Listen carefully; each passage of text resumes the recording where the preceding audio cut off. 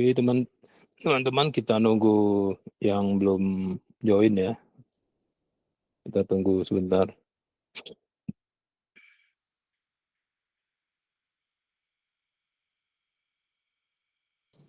Baik, Pak.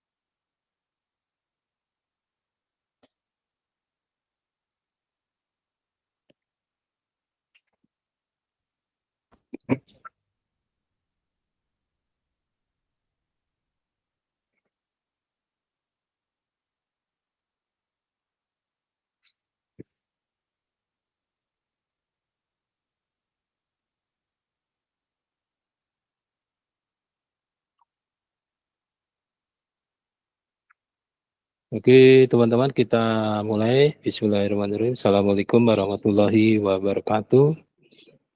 Waalaikumsalam warahmatullahi wabarakatuh.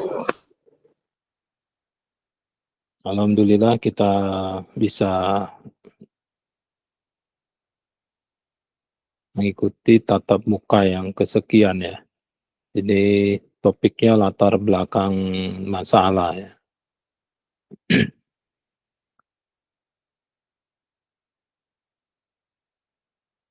Jadi tujuan instruksi. Waalaikumsalam. Tujuan instruksionalnya mahasiswa dapat menguasai hakikat latar belakang masalah, penelitian tugas akhirnya, skripsinya, dan mahasiswa dapat mendeskripsikan ya latar belakang masalah yang menjadi penelitian tugas akhirnya sesuai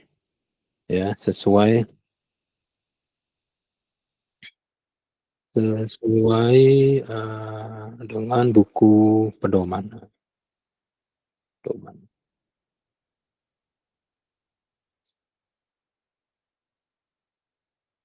Jadi sekali lagi untuk membuat tugas akhir itu ada pedomannya gitu ya. Jadi tidak menurut Anda kebenarannya tapi mengacu ke dokumen.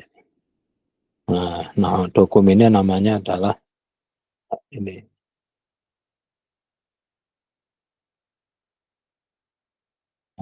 Ini dokumen yang harus Anda punyai. Jadi bisa di-download di ft.unj.ac.id. Itu sebelah kanan bawah websitenya UNJ itu ada skripsi sarjana terapan. Di situ ada buku panduan skripsi sarjana terapan 2023. Ya, yang menulis itu Dekan FTWJ dan kawan-kawan. Nah, ini kebenaran dari buku panduan skripsi sarjana terapan 2023 ini adalah kebenarannya kesepakatan. Jadi kesepakatan dari Korprodi yang diberi amanah menjadi Korprodi di Diploma 4 gitu ya. Jadi kebenarannya bukan kebenaran hakiki tapi kebenarannya kesepakatan.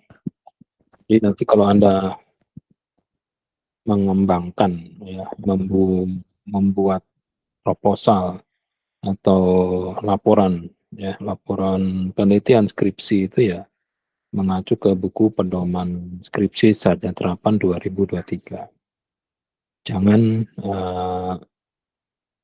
dari fakultas FT tapi universitasnya di luar kerajaan ya. Harus di kerajaan ini gitu ya. Terus jangan juga yang tahunnya sebelum 2023 ya, harus yang tahunnya 2023. Nah, nanti ada lagi yang tahunnya di bawah itu gitu. Dan juga, jangan menggunakan buku pedoman tahunnya 2026 karena belum ada gitu, yang dipakai ya 2023, itu ya. Ya seharusnya tuh Anda sudah download ya, seharusnya sudah download. Ya kalau belum ya nggak apa-apa juga, jadi sekarang Anda tahu bahwa Anda harus memilikinya, itu ya buku itu, gitu. Jadi, ada berapa sih jenis skripsi sarjana terapan yang ada di FTUNJ itu ada 5 ya, ada 5 jenis skripsi sarjana terapan. Ini di diperuntukkan untuk mahasiswa prodi D4 yang ada di FTUNJ. Yang pertama adalah skripsi, semua skripsi ya. Yang pertama penelitian terapan. Gitu. Jadi penelitian terapan itu ya menerapkan sistem elektronik yang Anda kembangkan itu di suatu institusi atau suatu tempat. Gitu. Itu namanya penelitian terapan. Jadi kalau penelitian terapan Anda membuat prototipe perlintasan kereta api sebidang, tapi prototipenya di atas meja, itu berarti bukan terapan. Nah, itu yang nomor 4 ya. Jadi yang pertama adalah penelitian terapan. Nah, sekarang kalau penelitian terapan, tapi diterapkannya di institusi ya, tempat magang. Nah, itu namanya penelitian di tempat magang. Nah, dari tempat magang, penelitian ini di tempat magang, gitu ya. Jadi nanti di tempat magang Anda itu akan ada surat pernyataan bahwa Anda itu telah menyelesaikan masalah di tempat magang itu, gitu ya. Misalnya Anda mau menerapkan masalah banyaknya kecelakaan terlindas ya kereta api itu karena tidak ada yang menjaga. Nah, ya, karena Anda magang di sana, di PT KAI punyanya kerajaan, nah, Anda terus mengembangkan. Jadi Anda menerapkan, tapi menerapkan sistemnya itu dalam dalam kondisi Anda tuh magang. Nah, ini namanya penelitian di tempat magang. Nah, yang ketiga itu penelitian skripsi desain. Desain itu cuma desain saja, tidak diterapkan, tidak dibuat. Mendesain jembatan, ya, mendesain sistem mesin waktu yang membuat Anda bisa kembali, atau back to the future, kembali ke masa depan. Tapi hanya mendesain saja. Yang keempat itu penelitian rancang bangun. Rancang bangun. Merancang dan membangun. Tapi bentuknya prototyping, bentuknya prototype. Misalnya sistem penggerak panel surya. Jadi panel surya itu kalau Anda jauh di utara atau di selatan garis khatulistiwa, nanti panel surya supaya menghasilkan ya daya yang optimum itu panel suryanya harus digerakkan oleh suatu mekanisme penggerak yang mengikuti matahari. Nah, Anda membuatnya tidak di, dibuat di luar rumah tuh, Anda membuat di bawah langit terus nanti diuji satu hari itu bergerak apa enggak, tapi sistemnya itu dibikin miniatur. Pada saat ujian atau penelitian ditaruh di atas meja. Nah, itu prototipe. Nah, yang kelima nih, penelitian skripsi produk ya, berupa alat. Alat saja gitu ya. Cuman alat, tidak diterapkan kemana sudah. Tidak, hanya alat saja. Jadi ada 5 jenis skripsi sarjana terapan yang ada di buku pedoman, tetapi yang dijelaskan itu tidak semua gitu. Ya kenapa begitu ya jangan tanya saya ya, tanya yang membuat ya, yang membuat. Nah, kita akan teruskan ya.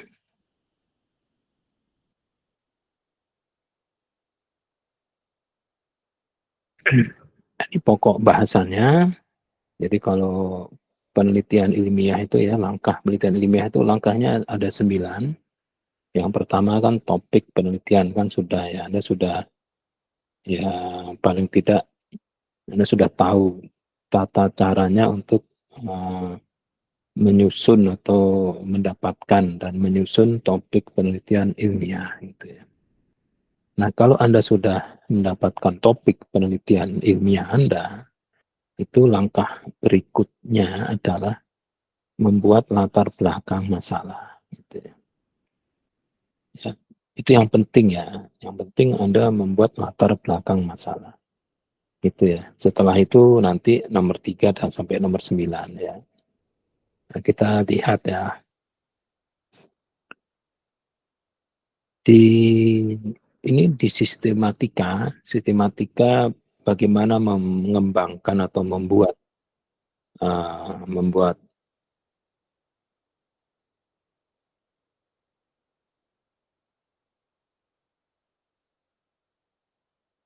itu ada yang disebut dengan bab 1 ya. Skripsi sarjana terapan itu ada bab 1, ada bab 2, bab 3 dan seterusnya sampai bab 5 kalau nggak salah.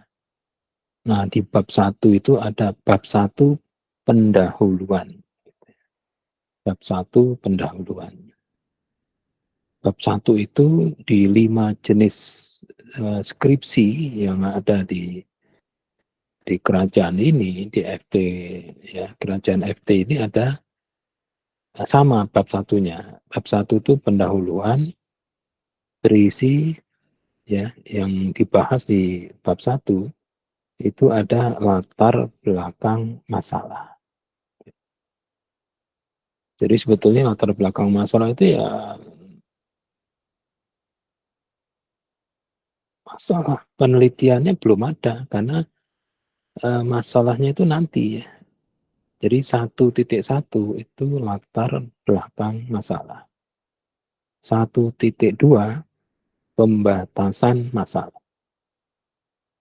Jadi masalah yang diselesaikan oleh penelitian Anda itu jangan banyak-banyak, cukup satu saja, dibatasi.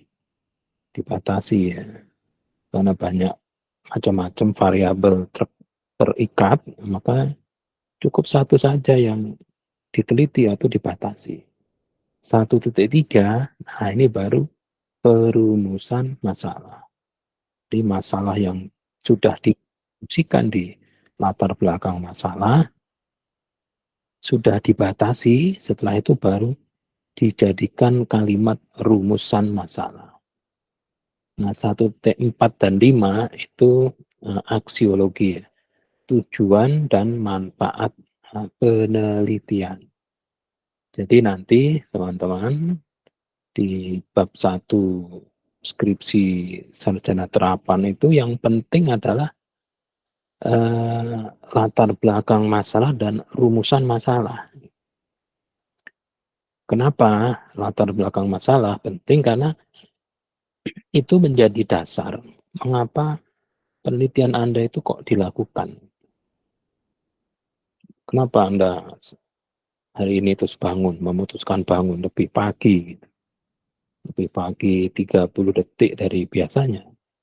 Ya, itu ada masalahnya gitu ya. Nah, Terus kok ada rumusan masalah? Ya karena rumusan masalah itu adalah satu-satunya pertanyaan yang ada di skripsi Anda. Ya, kalau ada pertanyaan kan pasti ada jawaban, gitu ya. Jadi jawaban, skripsi, jadi mengapa skripsi itu dilakukan ya, karena untuk menjawab. Menjawab apa? Menjawab pertanyaan. Pertanyaannya ada di mana? Di rumusan masalah. Dan yang terakhir, tujuan dan kegunaan penelitian itu nanti tidak akan ditanya ya, tapi ya harus ada, masuk tujuan sama manfaatnya nggak ada. Kalau nggak ada tujuan dan nggak ada manfaatnya nggak usah diteliti gitu ya. Jadi ini teman-teman bab 1 untuk 5 jenis skripsi sarjana terapan yang ada di kerajaan ini itu sama ya. Yang penting adalah latar belakang masalah dan rumusan masalah. Iya. Kalau ada pertanyaan langsung ya. Kita lihat ya. Nah, ini saya ulangi lagi ya. Jadi bab 1 pendahuluan ya. Bab 1 saya tulis biar mantep gitu ya. Bab 1 bukan satu gini, satunya Romawi. Nah, gitu. Bab 1 itu ini adalah latar belakang masalah ya. Jadi harus dibuat dulu itu latar belakang masalah. Kalau latar belakang masalahnya benar, nah baru baru seterusnya. Jadi nanti Anda pada saat ujian atau ujian proposal itu yang ditanya adalah latar belakang masalah. Kalau itu jawabnya kurang mantap ya habis Anda sisa waktu untuk ujian itu Anda kan dicecar habis oleh penguji yang lain gitu ya. Jadi itu ya 5 kata kunci di bab 1 pendahuluan. Nah, ini ya. Kita kita bahas dulu latar belakang masalah untuk skripsi terapan ya, untuk skripsi terapan. Ini terapan kayak gini itu.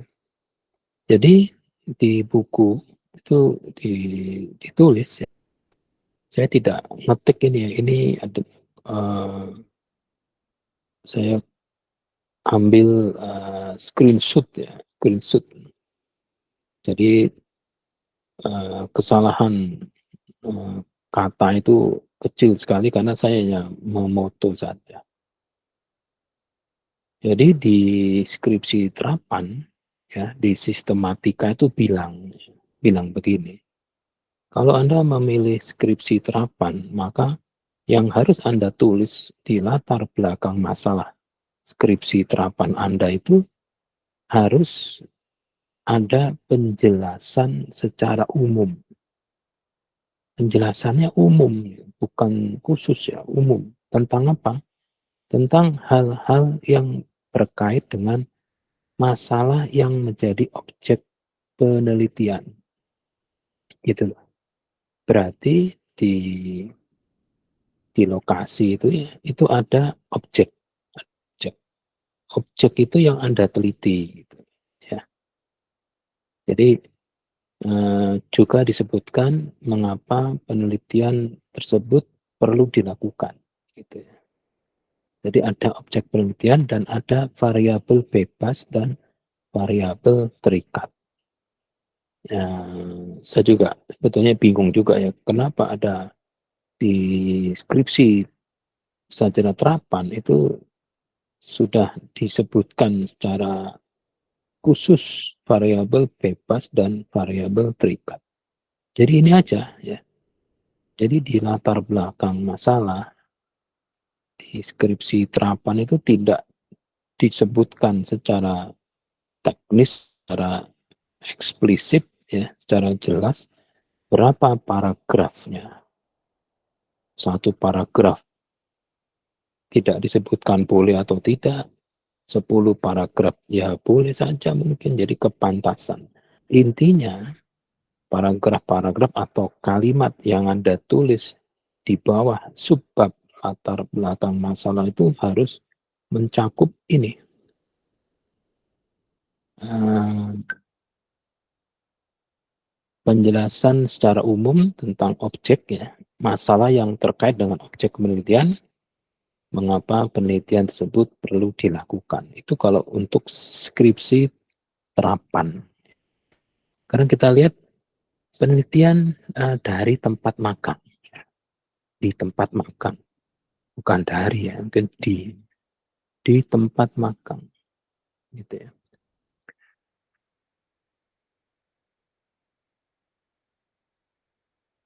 Latar belakang masalahnya itu memuat penjelasan secara umum tentang hal-hal yang berkaitan dengan masalah yang ditemukan di tempat Anda magang, ya.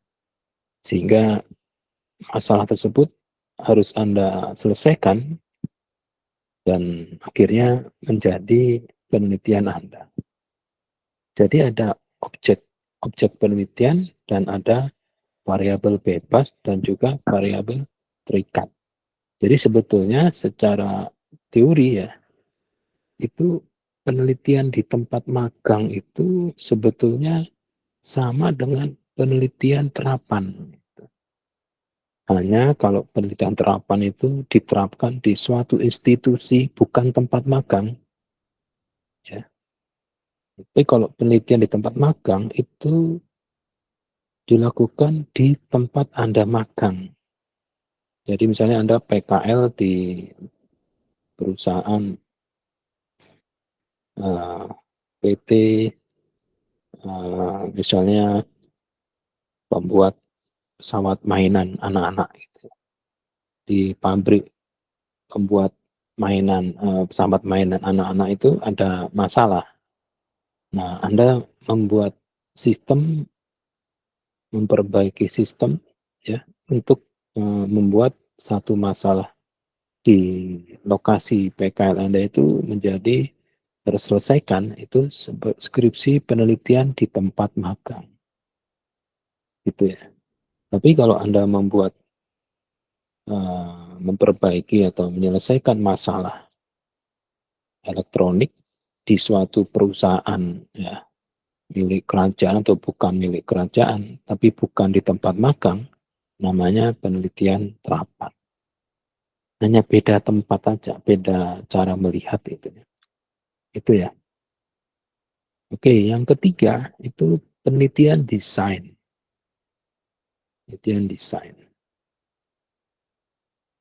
Penelitian desain ini penjelasannya, penelitian memaparkan latar belakang permasalahan berupa fakta yang memberikan informasi bahwa produk yang ada perlu dikembangkan untuk mencapai tujuan berdasarkan hasil penelitian pendahuluan. Jadi maksudnya gini,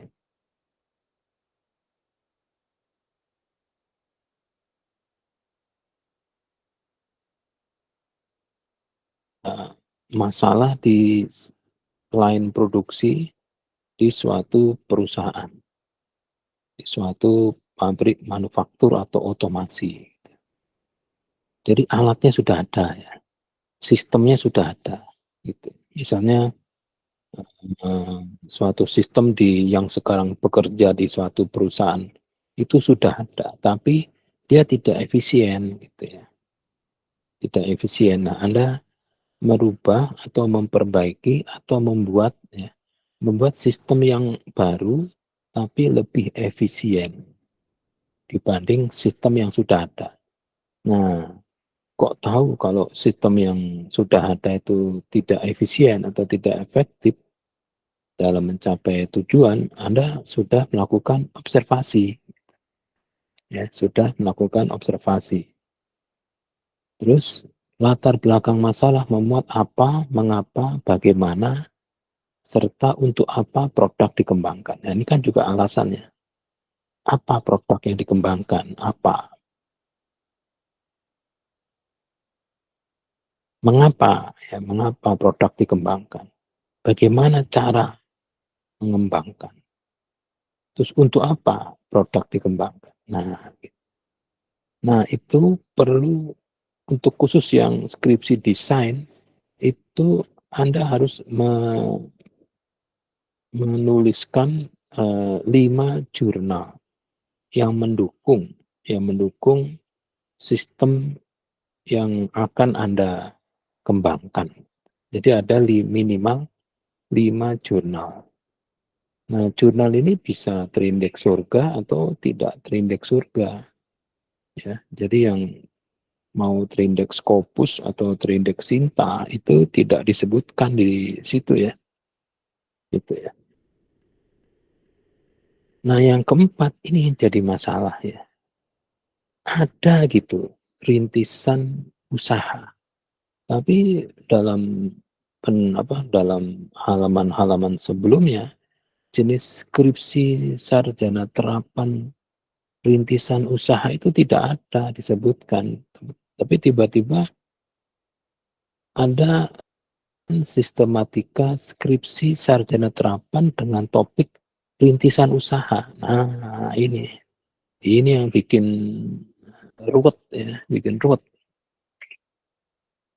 Udah nggak usah dipikirin ya, pokoknya di latar belakang masalah, kalau di skripsi terapan desain dan di tempat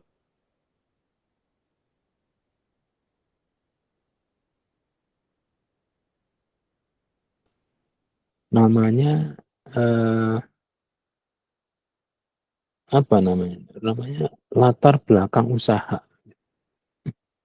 Aneh ya, latar belakang usaha. Jadi di sini tulisannya sangat sedikit.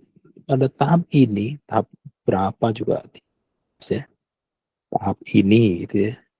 Bukan ini tapi itu gitu. Mahasiswa diminta menjelaskan apa, mengapa, dan bagaimana rintisan usaha yang akan dibuat. Jadi startup namanya, startup, bukan Star Trek. Dari filmnya, kalau ini namanya startup. Mau buat usaha apa gitu ya. Gitu ya. Mau membuat usaha daur ulang, aki bekas. Anda mau mendapatkan apa dari aki itu misalnya. Itu bisa, tapi ya sekali lagi untuk Anda D4 ya. D4 itu yang pantas untuk Anda kerjakan itu ya hanya dua ya, yaitu skripsi terapan atau skripsi desain. Desain. Ya, silakan. Saya mau izin bertanya, Pak. Ya, Eh, silakan. kan di Indonesia itu kan skripsi banyak ya, sama di luar negeri juga pasti ada kan. Kalau misalnya skripsi kita itu sama gitu gimana, Pak? Sama seseorang gitu, Pak. Disebut sama itu sama persis dari depan sampai belakang sama persis gitu. Ya misalnya kayak alatnya gitu, Pak. Kan misalnya bikin alat nih. Terus ternyata alat itu sama, tapi kita ya namanya juga kan skripsi itu kan banyak banget tuh. Bisa ada kemungkinan sama kan ya, Pak? Kalau itu gimana, Pak? Kalau sama persis itu maksudnya, alatnya yang Anda buat itu sudah dibuat oleh mahasiswa yang lain dan itu persis ya, persis PCB-nya dibuat oleh orang yang sama, software-nya itu sama persis, terus laporannya sama persis, semuanya sama persis, judulnya sama, rumusan masalahnya sama, hasil penelitiannya sama, referensinya sama. Maka yang terakhir itu plagiator. Itu Mas. Kalau misalnya alatnya sama tapi isi skripsinya itu ternyata beda gitu, Pak. Nggak apa-apa berarti ya? Nah, kalau misalkan gini ya, Anda dari Jakarta ke Surabaya, itu ada ribuan orang Mas yang melakukan perjalanan dari Jakarta ke Surabaya kan? Iya kan? Iya, Pak. Itu kalau Anda pergi ke Surabaya dari Jakarta, itu pasti kursinya walaupun tidak mungkin kursi Anda tuh Anda mangku orang lain kan. Iya, Pak. Nah, jadi kalau ada orang yang dari Jakarta ke Surabaya itu naik kendaraan yang sama, plat nomornya sama, supirnya sama, kursinya sama, berarti plagiat. Tapi kalau Anda naik dari Jakarta ke Surabaya, naik bis yang sama, perjalanan bis pesawat yang sama, tapi kursinya berbeda, itu tidak plagiat. Paham Mas? Bintang. Kalau itu berarti analoginya bisnya itu alatnya ya, Pak? Nah iya, karena gini misalnya, alat untuk mendeteksi suhu, itu Anda membuat lagi alat untuk mendeteksi suhu. Loh, alat yang mendeteksi suhu itu udah 100 orang Mas yang buat.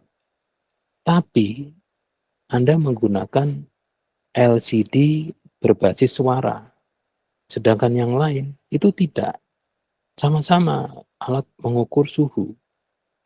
Tapi Anda menggunakan LCD berbasis suara. Nah, itu sudah tidak sama. Misalnya, Anda menggunakan blok diagram yang sama. Terus Anda menggunakan micro-C yang sama, LCD yang sama, modul sensor suhu yang sama, display yang sama. Tapi kan sketsnya berbeda kan? Iya kan? Anda membuat sendiri kan sketsnya. Gitu loh.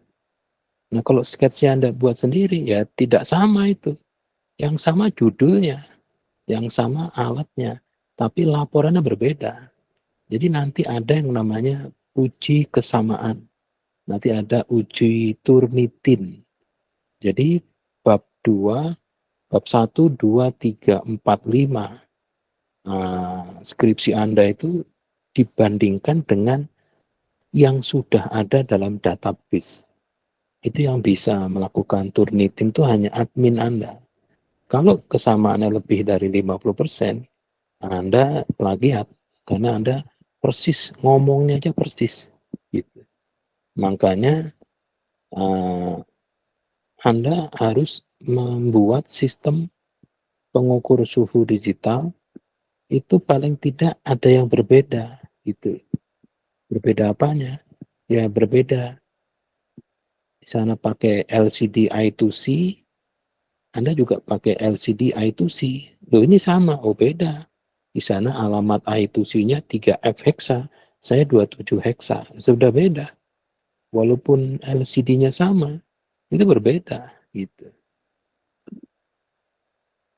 Jadi sekarang itu orang bisa saja mengcopy donat ya. Donat A, orang pada ngopi donat A. Ini sama.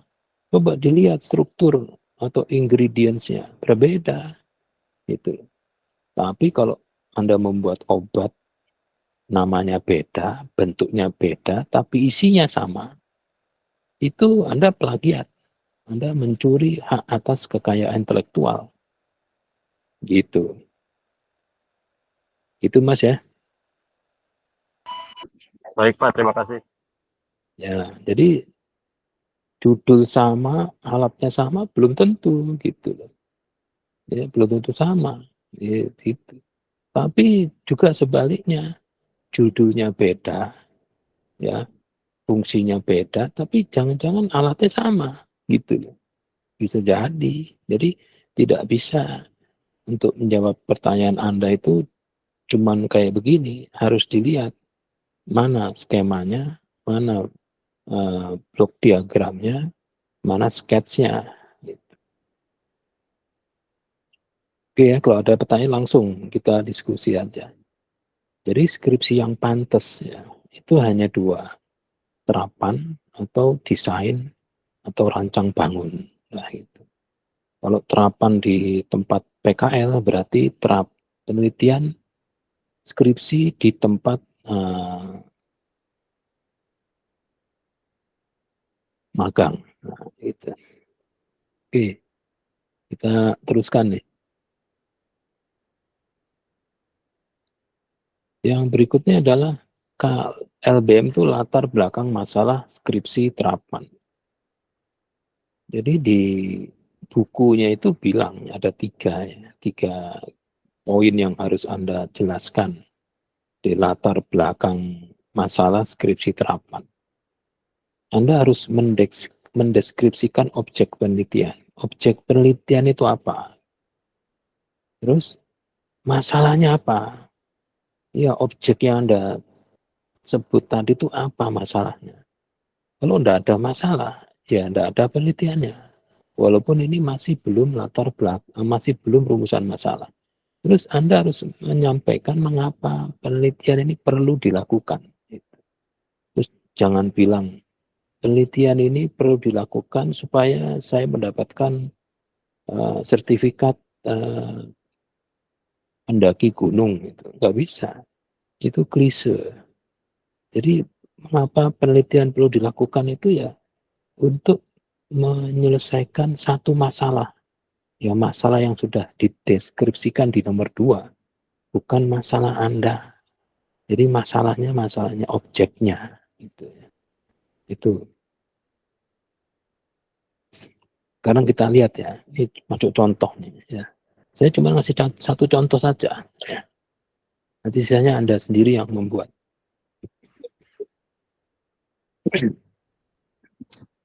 Contoh skripsi terapan. Topiknya, si topik penelitiannya itu rancang, ini bukan judul. Bukan judul penelitian. Kalau judul penelitian, saya tulis judul penelitian. Ini topik. Ya, topik. Jadi kalau korprodi Anda itu bilang, tolong buatkan proposal ya.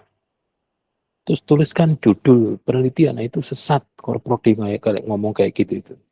Secara teori tidak ada judul itu. Judul itu nomor terakhir. Yang ditentukan dulu adalah topik penelitian.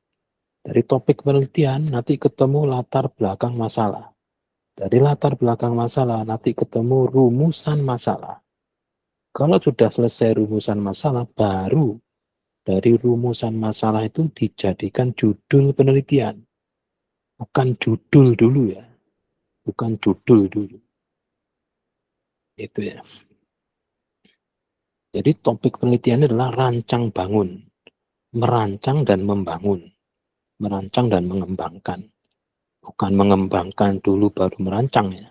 Rancang dulu baru bangun. Apa? Sistem pendeteksi kehadiran manusia. Ya.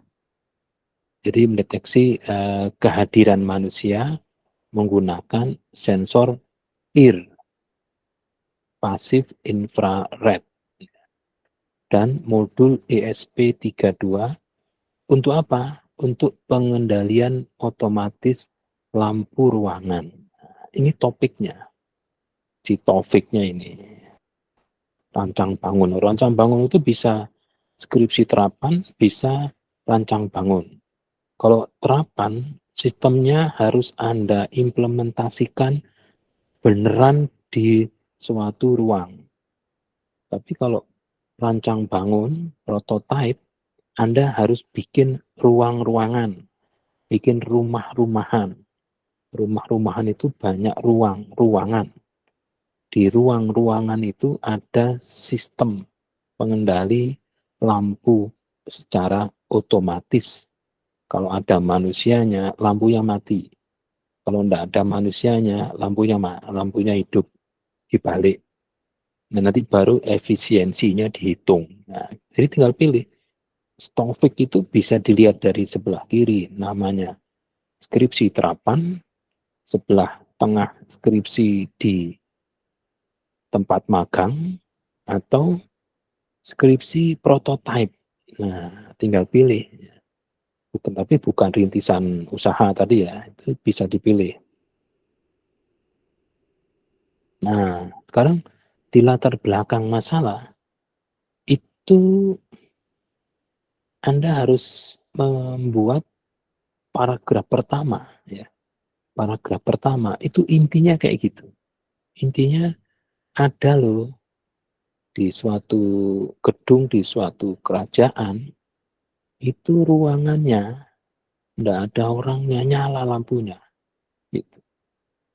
Jadi hasil observasi di gedung milik kerajaan pada suatu hari yang indah di tengah malam, Kamis malam atau Jumat malam, itu dari 40 ruangan jam 1 malam itu tidak ada manusianya selain demit sama goib-goib, tapi lampunya nyala. Nah, di paragraf kedua Anda bilang kondisi kayak begitu ini akan menyebabkan efisiensi energinya tidak baik ya. Jadi sebetulnya pemborosan energi itu sebetulnya dilihat dari kemanfaatannya gitu. Kalau 47 ruangan tersebut ada isinya, ada pelatihannya, ada manusianya, nyala masih pantas gitu. Tapi kalau tidak ada manusianya, 47 ruang itu nyala lampunya, itu tidak pantas karena efisiensinya. Walaupun sebetulnya kalau dari jauh, gedung itu akan membuat suatu huruf dari ruangan-ruangan yang dinyalakan. Jadi kalau Anda lihat suatu gedung ada 20 kali 20 ruangan, itu kalau dinyalakan ruangannya sehingga membentuk suatu huruf. Nah, itu tidak ada manfaatnya, ya, tidak ada manfaatnya. Sehingga di paragraf ketiga Anda bilang perlu dikembangkannya sistem elektronik yang dapat menjadi solusi dari masalah di atas. Itu. Jadi objek penelitian mana apa? Ruangan yang menyala, ruangan-ruangan yang menyala saat tidak ada manusianya. Gitu. Jadi kalau ruangan ada manusianya sih nggak ada masalah nyala. 24 jam boros, tidak boros karena orangnya ada gitu. Jadi utilitas ruangannya itu 24 jam selama 7 hari itu dipakai terus, nggak ada masalah karena ada meningkatkan produktivitas. Tapi kalau seminggu 7 kali 24 jam tidak ada manusianya, lampunya nyala, nah itu pemborosan energi. Energi apa Pak? Kan energi dari sangguling Pak. Ya kalau nggak dipakai, di masalahnya bukan nggak dipakai tapi nggak ada orang. Jadi akhirnya kerajaan harus membayar beban yang tidak ada produktivitas itu ya. Nah, solusi yang ditawarkan Anda bilang di paragraf keempat. Jadi Anda membuat solusi yang Anda tawarkan adalah menerapkan sistem otomatisasi lampu ruangan ya, berbasis deteksi keberadaan manusia. Anda jelaskan ada yang namanya sensor PIR. Ini memiliki kemampuan mendeteksi pergerakan manusia berdasarkan radiasi infrared. Jadi sensor PIR itu kalau deteksi ada pasif infrared, di inframerah yang dipancarkan karena manusia itu suhunya lebih rendah, lebih tinggi dari ruangan, biasanya ya, itu akan bisa mengaktifkan suatu reaksi kimia fisika di dalam PIR itu. Nah, untuk dapat mengendalikan ya, ini ada penggunaan microSI ya, dengan konektivitas Wi-Fi yang namanya ESP series ya, ESP32, ESP8266 dan lain-lain.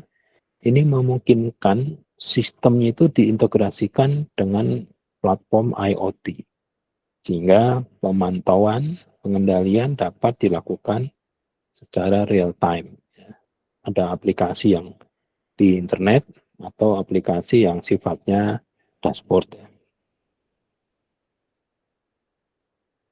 Nah, kalau di sistem topik tadi itu ada variabel bebas dan variabel terikat. Variabel bebas itu adalah keberadaan manusia. Ya. yang akan dideteksi oleh peer. Gitu. Supaya manusia bisa masuk, ya pintunya harus ada sistem sensor supaya tidak sembarangan, karena kalau ada anjing atau kucing yang masuk ke ruangan itu akan dideteksi, ya akan terdeteksi dari peer-nya. Jadi kucing sama anjing itu sama-sama berdarah panas, ya akan terdeteksi. Jadi disebut manusia ada itu bukan deteksi manusia, tapi mendeteksi pasif infrared yang juga dihasilkan oleh binatang. Kalau ada ular piton itu ya, karena ular piton juga memancarkan infrared yang walaupun pasif, dideteksi ada manusia, berarti salah. Deteksi manusia itu yang deteksi manusia, bukan deteksi pasif infrarednya, ya seharusnya. Terus variabel bebasnya adalah jarak deteksi peer-nya. Kalau ruangannya itu aula, sampai begitu ada manusia, apakah manusianya itu berada di jarak yang dapat dideteksi oleh peer? Kalau terlalu jauh, nah berarti sensor peer-nya harus dibuat menjadi beberapa, ya, disesuaikan dengan lokasi bentuk ruangannya. Gitu. Jangan sampai ruangannya berbentuk L, manusia terpusat di pojok X, sensornya di pojok Y yang tidak melihat. Nah ini itu namanya deteksi. Terus yang menjadi variabel adalah waktu tundanya. Jadi begitu sistem mendeteksi manusia pertama kali datang atau sistem mendeteksi manusia terakhir tidak ada di tempat, berapa lama dia bisa menyalakan atau berapa lama sistem dapat mematikan lampu. Nah itu namanya delay. Ada sistem yang 10 detik setelah manusianya masuk di suatu ruangan akan nyala. Atau begitu orang itu meninggalkan ruangan, itu 10 detik kemudian baru mati. Itu variabel bebas. Nah, variabel terikatnya adalah kondisi lampunya, ya, status lampu ruangan. Jadi kalau algoritmanya itu begitu sistem pertama kali dinyalakan, pertama kali, itu selalu mematikan semua aktuator. Jadi begitu dinyalakan, itu matikan lampu. Walaupun di ruangan itu penuh manusia, karena baru dinyalakan pertama kali, matikan lampu. Setelah lampu semua mati, baru dilihat, baca peer. Gitu. Dari sistem peer, array, peer-nya adalah bentuk array, ada banyak atau satu, itu kesimpulan sensor peer-nya bilang apa? Ada manusia. Nah kalau ada manusia, baru 10 detik kemudian lampunya dinyalakan. Nah, gitu. Jadi tidak langsung nyala ya. 10 detik kemudian baru dinyalakan. Nah, setelah 10 detik nyala, baru dipastikan apakah lampunya nyala. Kalau lampunya nyala, berarti sukses. Setelah itu baru lihat sensor peer-nya lagi. Gitu. Jadi jangan lihat sensor peer itu jangan bekerja secara terus-menerus. Ya setiap 10 detik gitu ya. Nah, terus variabel terikatnya adalah efisiensi konsumsi energi listrik. Jadi kalau ini diterapkan di suatu tempat yang bukan tempat magang, jadi Anda harus lihat ruangan itu saat kondisi yang sekarang banyak masalah, ada manusia, nggak ada manusia nyala, itu berapa kilowatt, KWH-nya berapa. Misalnya 10 hari itu 700 kWh misalnya. Setelah menggunakan alat Anda, itu KWH-nya menjadi hanya 300. Nah, berarti kan ada perbaikan kinerja gitu. Ya. Dari yang tadinya 700 turun jadi 300. Itu efisiensi konsumsi energi listrik. Itu ya.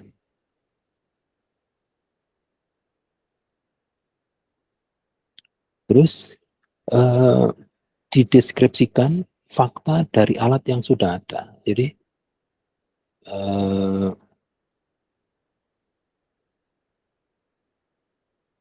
ini yang skripsi desain ya, bukan yang terapan ya. Ini tadi yang terapan.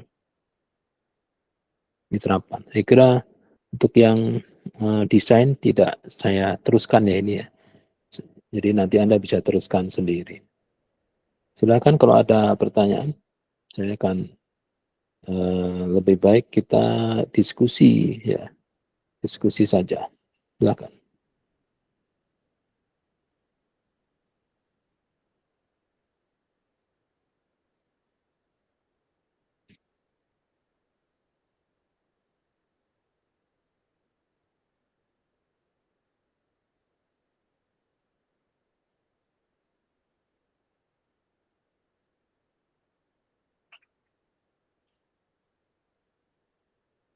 Jadi kembali ke pertanyaannya teman Anda, bintang itu ya.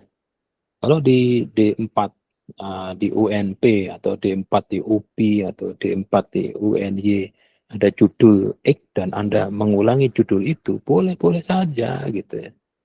Boleh-boleh saja. Tapi jangan sampai dari mulai latar belakang masalah sampai kesimpulan itu sama persis gitu. Jadi sebelah kiri itu skripsi terapan yang sudah jadi, sebelah kanan itu skripsi Anda. Itu sama persis, sudah. Itu plagiat.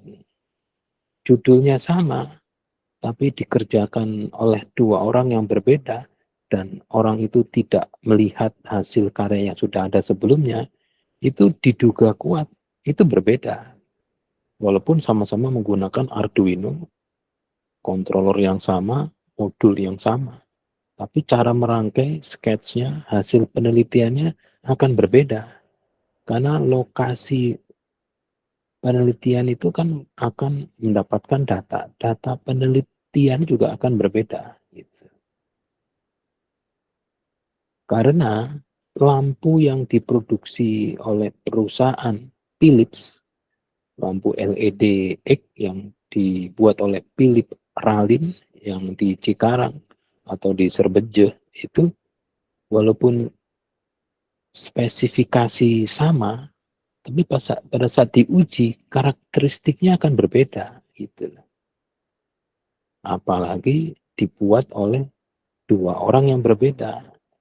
Tapi kalau dibuat oleh dua orang berbeda dibandingkan jumlah kata-katanya sama, ya, Turnitinnya di atas 60%, wah itu sudah, itu dekat dengan dugaan plagiasi.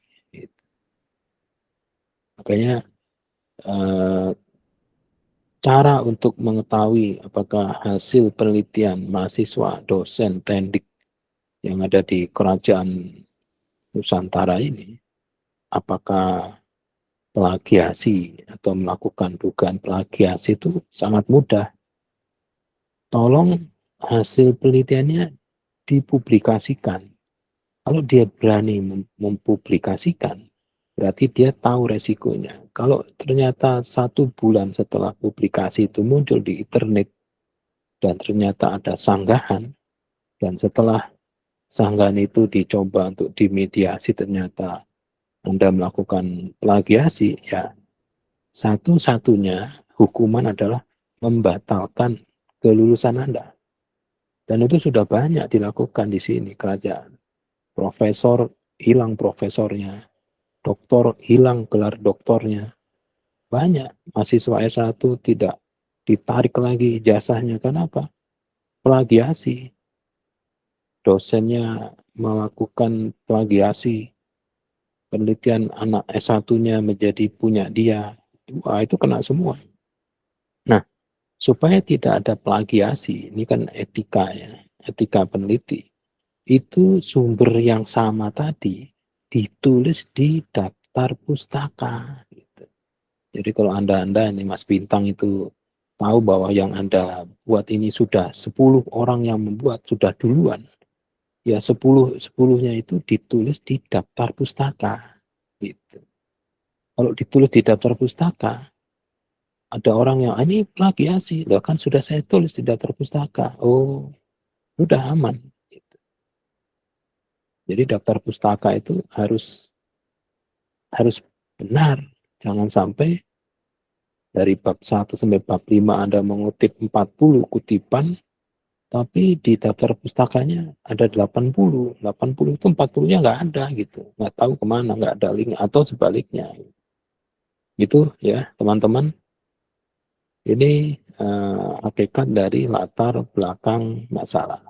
Sekali lagi, coba untuk mendownload ya, file buku pedoman penulisan skripsi sarjana terapan FTUNJ 2023. Silakan, ada pertanyaan? Saya tunggu.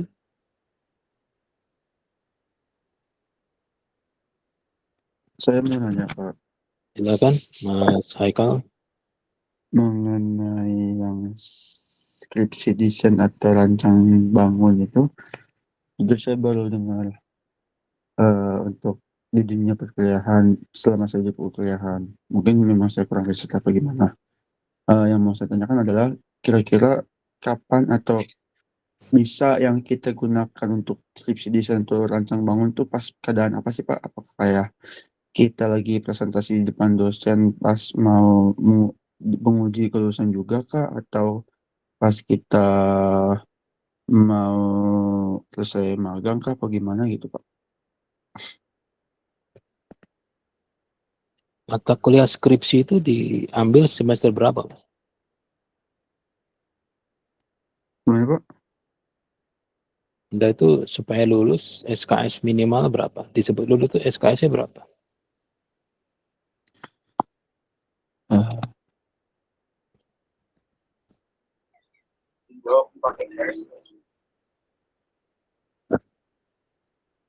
Kalau S1 itu disebut lulus kalau telah mengambil 144 SKS. Nah, kalau sudah 140 SKS, baru boleh mengambil mata kuliah seminar usulan proposal skripsi SUP. Gitu. Jadi mahasiswa S1, kalau tempat saya ini, itu mahasiswanya baru boleh mengusulkan proposal skripsinya, ya, itu di semester 6. Semester 6. Ke semester 5.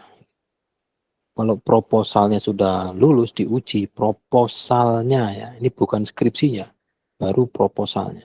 Kalau proposalnya sudah diuji, latar belakangnya benar, rumusan masalahnya benar, teori yang dipakai benar, daftar pustakanya benar, baru lulus proposal sampai bab 3 itu.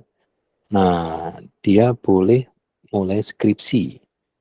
Ya, jadi ujian skripsi itu kalau minimal mahasiswa sudah 140 SKS.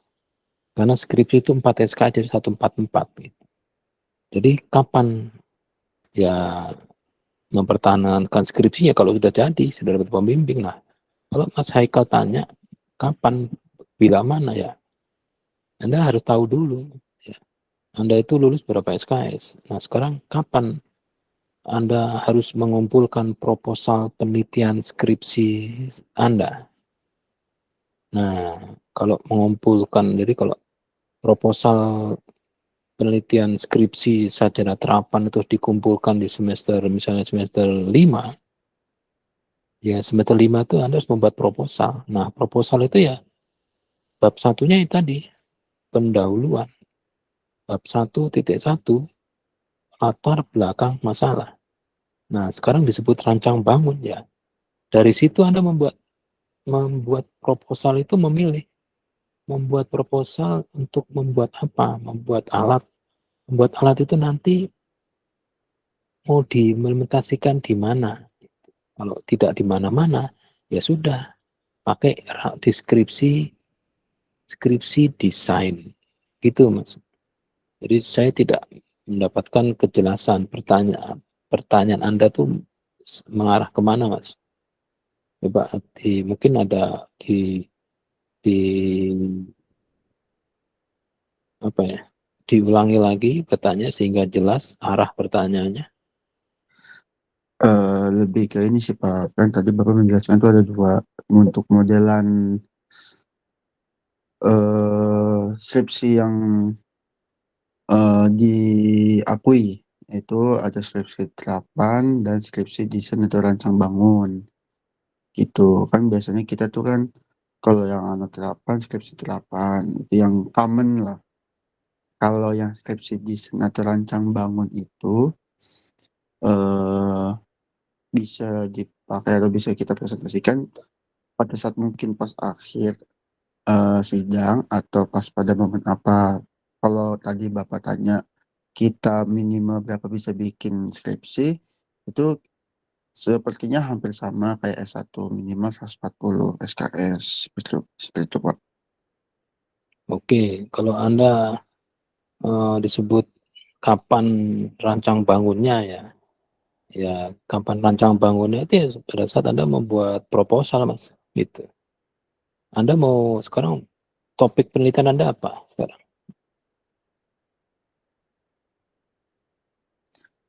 Gimana, Pak? Maaf, agak putus-putus. Topik topik penelitian Anda apa? Topik penelitian Anda apa? Untuk sekarang masih banyak pilihan sih, Pak, jadi masih belum terlalu terfokus sama satu topik.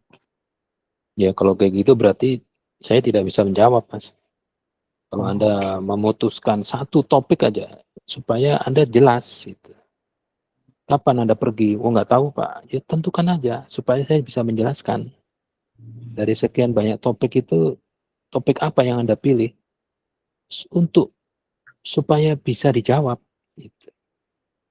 oh, Misalnya apa? oke, misalnya kayak kemarin saya ambil topik saya yang kemarin, ngebaca warna duit dan mengakui kok mengakui ya, membaca warna duit dulu deh, membaca warna duit untuk membantu para tunanetra. Oke, itu nanti diimplementasikan atau tidak diimplementasikan?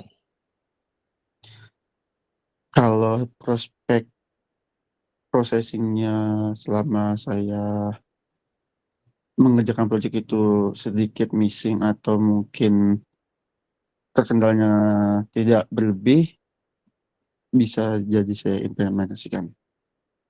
Jadi Anda implementasikan. Ya bisa jadi saya implementasikan. Oke, implementasikan di mana? Mungkin saya coba nanti ke perkumpulan, para tunanetra, saya akan coba beli alatnya ini dan mereka akan mencoba menggunakan tersebut. Jadi perkumpulan tunanetra, itu kan? Iya. Nah, berarti ada institusi perkumpulan tunanetra ya. Heeh. Itu dalam rangka Anda praktek kerja lapangan atau tidak? Tidak, Pak, Nah, kan berarti kita fokus ke itu enggak, gimana? saya tidak perlu alasannya, Mas. Jawabannya Oke, cuma iya atau tidak, ya, gitu ya. Jadi bukan PKL kan? bukan, di luar PKL. Berarti bukan skripsi di magang kan? Oh, oke. Paham? Paham, Pak. Nah, berarti ini diterapkan di lembaga kan? Iya, Pak. Nah, berarti penelitian terapan. Nah, gitu. Mmm, Paham kan? paham, Pak.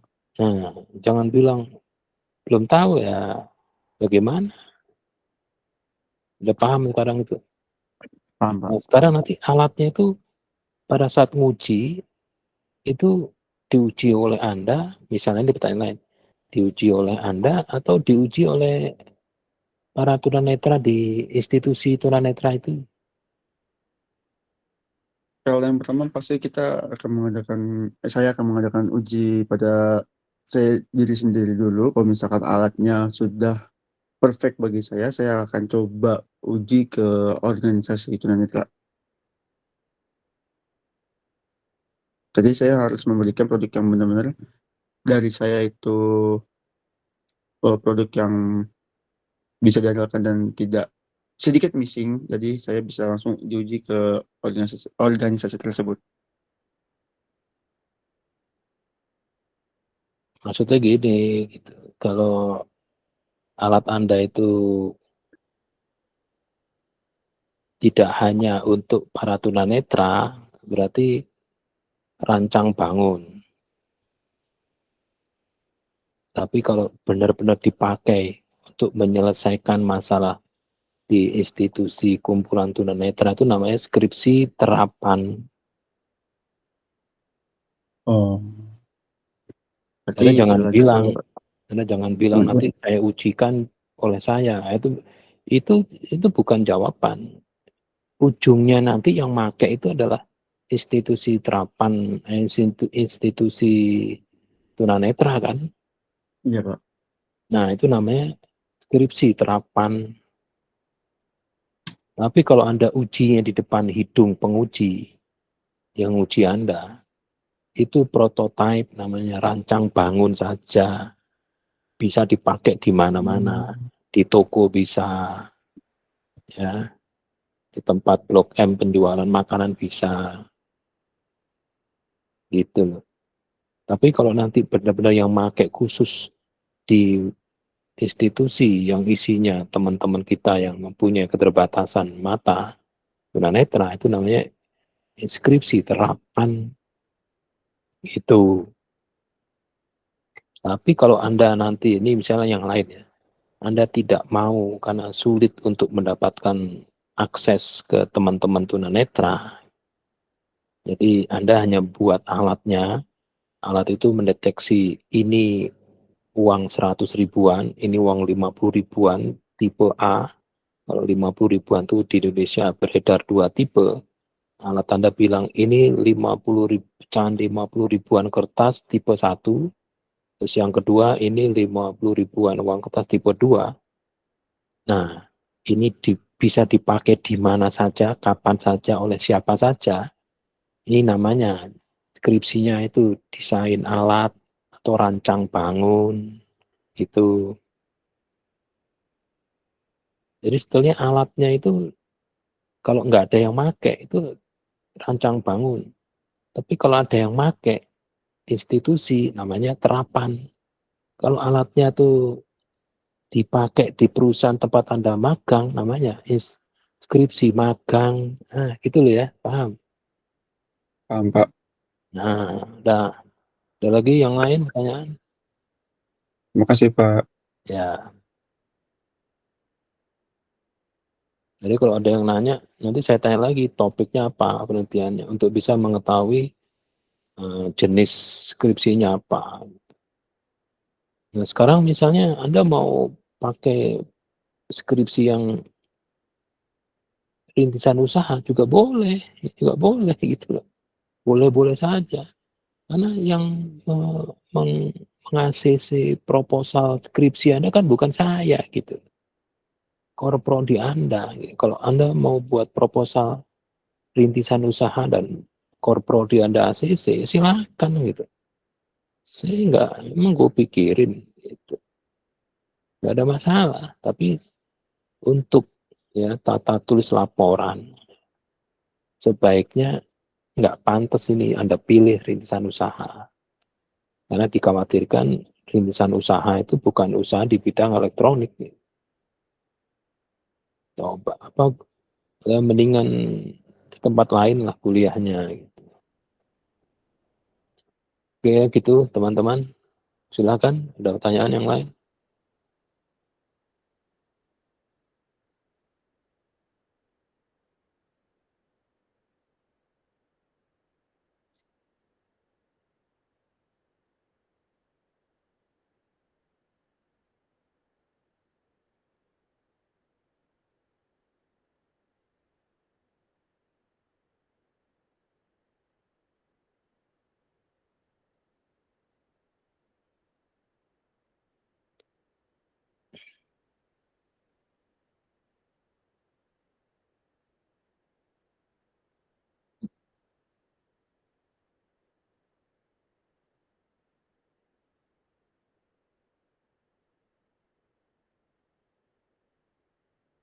Apakah masih ada yang ingin bertanya? Silakan.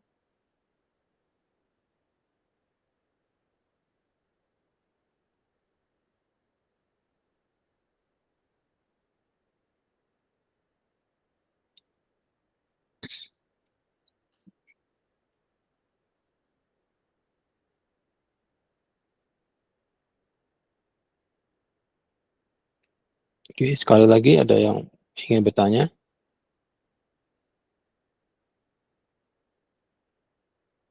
Kalau tidak ada, jadi saya akhiri tatap muka hari ini ya, minggu depan UTS ya, teman-teman lihat di Google Classroom ada soal UTS yang harus dikerjakan ya. Dilihat tenggat waktunya, pastikan Anda mengumpulkan, mengklik filenya ke Google Classroom ke akun masing-masing ya. Dengan mengucap hamdalah, alhamdulillahirabbil alamin. Saya akhiri, kita ketemu lagi 2 minggu yang akan datang. Selamat pagi. Assalamualaikum warahmatullahi wabarakatuh.